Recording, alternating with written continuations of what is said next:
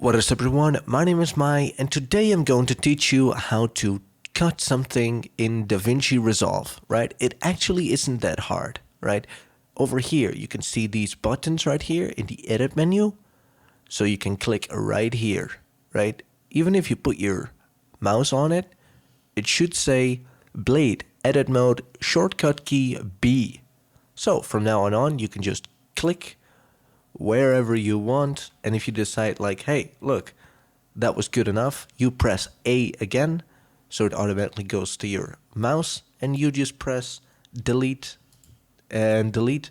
And because I have him on right here, the snapping tool, it automatically snaps into place right after I'm done deleting my clips. So anyways guys, if this tutorial helped you at all, please leave a like on the video. If it didn't help you at all, well, leave a dislike, let me know what I can do for you.